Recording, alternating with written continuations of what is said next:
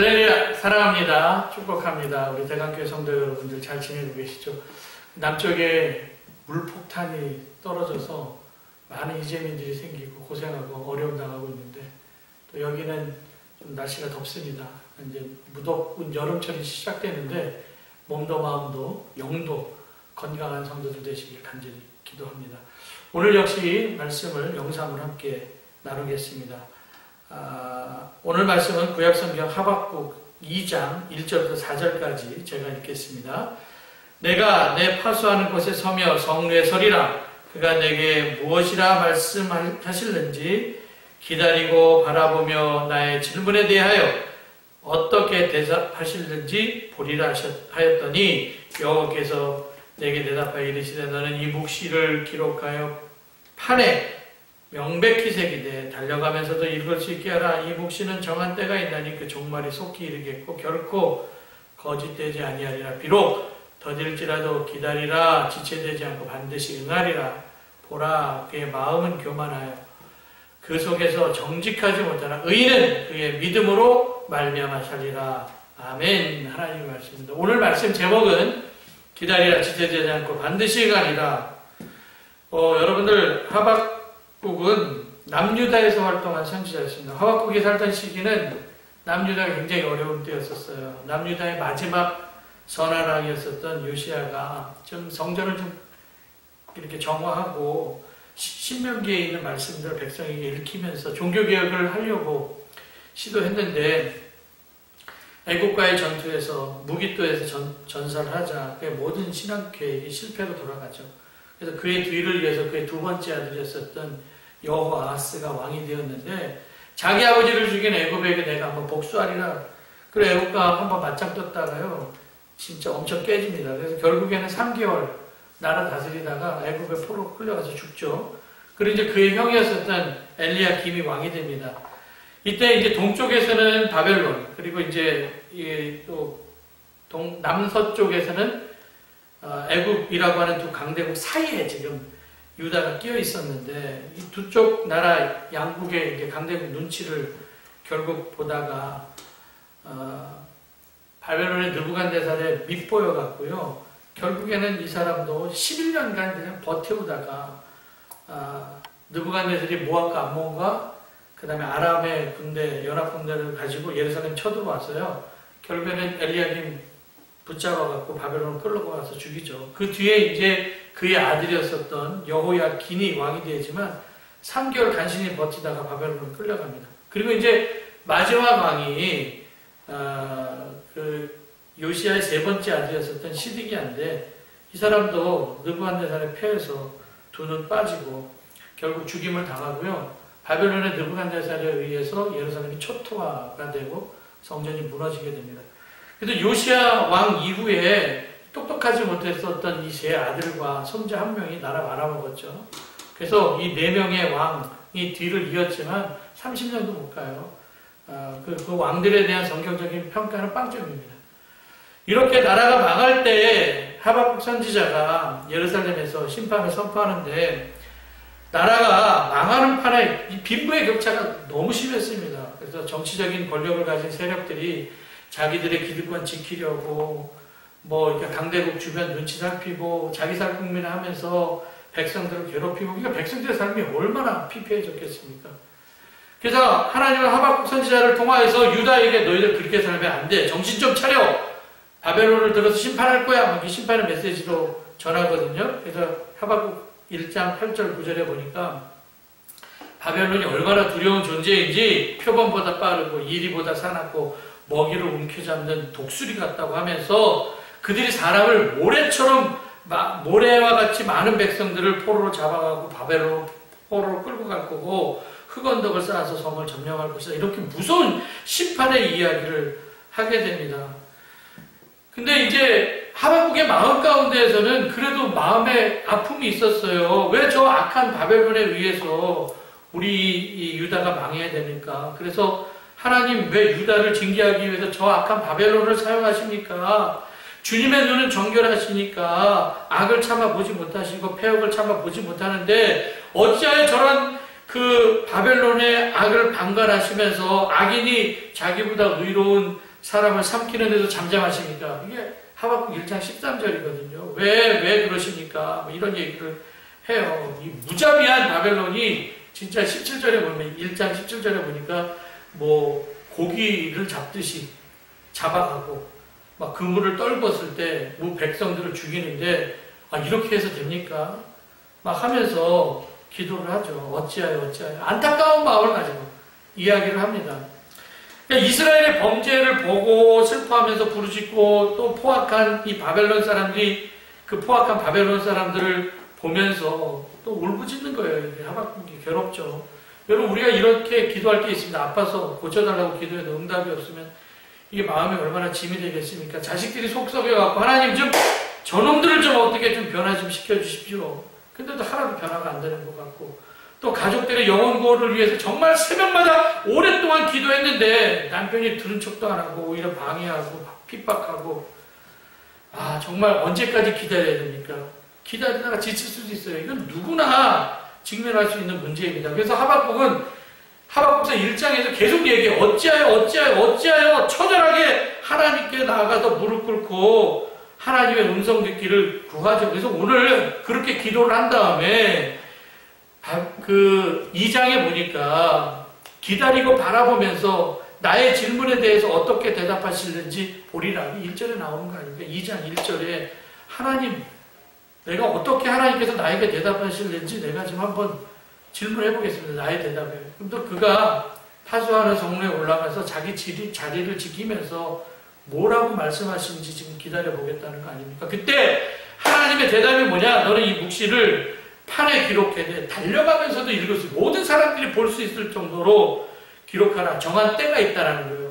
종말이 속히 이를 것이다라는 거죠. 그러니까 조금만 참으라는 거예요. 더딜지라도 기다리라. 지체하지 않고 정녕 응하리라. 더딜지라도 기다리라. 더딜지라도. 그래서 하박국 2장 4절에 그 유명한 말씀하시죠. 의인은 믿음으로 말미암아 살리라. 이게 창세기 15장 6절에서도 하나님께서 아브라함에게 하신 말씀이야. 아들 달라고 했는데 아들 안 주니까 막 땡깡 부리잖아요. 그때 하나님께서 아브라함이 신방과 하신 말씀이거든요. 예, 야, 조금만 기다려서 하늘의 별처럼 네 자식들이 많을 거야. 그러면서 의인은 믿음으로 말미암아 살 거야. 이 말씀을 하시거든요. 믿어. 하박국이 말씀을 선포한 다음에 700년 후에 사도 바울이 이 말씀을 또 외칩니다. 그리고 사도 바울이 외친 다음에 1100년 지난 후에 마틴 루터도 똑같이 이 말씀을 외치죠. 의인은 믿음으로 말미암아 살리라. 예, 믿음이라는 게 뭘까? 믿음으로 산다는 게 뭘까? 눈에 보이는 현실은 지금 너무 어려워요. 거기 지금 다 붙잡혀 살고 있는데, 그래서 우리가 견디기가 너무 힘든데, 이 믿음이라고 하는 단어는 견디는 건데, 견디는 거, 굳게 서는 거. 그래서 여러분들 이사야서 7장 9절에도 보니까 똑같은 상황, 어려운 상황 가운데 있을 때 만일 너희가 굳게 믿지 아니하면 굳게 서지 못하리라. 굳게 서다라는 거 있잖아요. 너희가 믿음에 굳게 서라. 굳게 견고하게 이렇게 지탱하는 것이 바로 믿음으로 사는 겁니다. 상황이 흔들림이 없어야 된다라는 거예요. 거친 바람이 와도, 시험이 와도 정말 흔들리지 않아요. 그래서 여러분들 복 있는 사람은 의인으로 사는 건데, 복 있는 사람은 어떻게 사는 거예요? 바람이 와도 진짜 가볍게 흩어지는 겨처럼 살지 않고 시냇가에 심기운 나무처럼 싱싱하게 사는 거. 그래서 여러분들 자기 정체성을 분명하게 가지고 살아야 된다는 거. 나는 바울처럼 살아도 주를 위해서 살고 죽어도 주를 위해서 사는 거. 나는 예수님으로 살고 예수님으로 죽고. 누가 주님의 사랑에서 우리가 끊을 수가 있겠습니까? 이거 믿어야 돼요. 이거 믿고 사는 거예요. 그래서 여러분들 시편 62편에 하나님만 잠잠히 바라보라고 그랬잖아요. 구원이 어디에서 옵니까? 하나님께로부터 오는 거예요. 오직 저만 나의 반석이고 나의 구원이고 나의 산성이고 내가 크게 요동하지 아니하리라. 그래도 나의 영혼아 잠잠히 하나님을 바라보라. 나의 소망이 그 위에서 나는도다. 여러분, 우리가 기도할 때, 응답이 지연될 때 우리의 태도가 뭡니까? 기다리라는 거예요. 나의 소망은 하나님께 있다는 거예요. 잠잠히 하나님만 바라보라는 거죠. 구원이 그에게서 있다는 거예요. 기다리지 못하는 사람들은 다 자기 마음속에 인본주의적인 교만이 있습니다. 내가 뭘 좀 한번 기다리지 못해, 참지 못해가고 내가 뭘 좀 한번 만들어낼 수 있다, 만들어보자. 내가 내 운명 한번 개척해보자라는 거예요. 우리가 하나님께서 이끄시는 대로 살아야 되는데, 신뢰하면서 기다려야 되는데 좀 지체가 되니까. 그래서 아브라함이 기다리지 못해갖고 하갈을 통하여서 이스마엘 낳는데 지금 이스마엘의 씨가 지금 얼마나 이스라엘 백성들을 괴롭히고 있습니까? 야곱도 마찬가지예요. 쌍둥이로 태어날 때 하나님께서 큰 자가 작은 자를 섬기리라 이미 약속하셨는데 약속을 받았으면 좀 늦더라도 기다리면 되는데 기다리지 못하고 잔머리 굴리면서 배고파하는 형의 약점 노려갖고 죽한 그릇에 형의 장작감 빼앗고 눈에 안 보이는 아버지 속에서 축복을 받아내는데 기다리지 못해서 한번 다 이렇게 해본 거 아닙니까? 근데 야곱이 이렇게 행동해서 얻은 게 뭐가 있습니까? 아브라함이 기다리지 못하고 하갈 통해서 이스마엘을 얻어서 얻은 게 뭐입니까? 여러분, 야곱은 형 에서에게 쫓기는 인생 돼갖고요, 외지에서 진짜 소처럼 개처럼 짐승처럼 일만 하다가 20년 그냥 악착같이 버텨요. 그래서 나중에 그의 인생을 되돌아볼 때 바로 아파가갖고 그의 인생을 뭐라고 얘기합니까? 나는 나그네로 험악한 삶 살았다라고 얘기하지 않습니까? 기다리면 다 하나님께서 은혜 가운데 풀어주실 텐데. 근데 반면에 야곱의 아들이었었던 요셉은 자기가 어렸을 때 꿍꿍꾸기 있거든요. 근데 형들이 팔아갖고 애굽에서 종살이하고 억울하게 감옥에 갇히고 막 13년 동안 애굽에서 모진 고난 속에 살지만 그래도 하나님 신뢰하면서 기다렸어요. 뭘 잃어보려고 애쓴 것도 없습니다. 그냥 노예로 팔렸는데 나중에 딱 보니까 애굽의 총리가 되어 있었어요. 엄청난 영향력이 사람이 되었죠. 노예 생활을 벗어나려고 애쓰지 않았습니다. 근데 은혜로 사는 사람은 그거잖아요. 일은 해서 되는 게 아니라 일은 되는 거라고 되어지는 거예요. 그래서 요셉은 자리를 중요하게 생각하지 않았습니다. 그래서 요셉이 노예로 있을 때나 감옥에 있을 때나 하나님이 함께 하셔서 그의 삶이 형통하였다라고 말씀하고 있어요. 관계 중심으로 나가는 거죠. 그래서 모든 것들을 다 맡겨버리잖아요.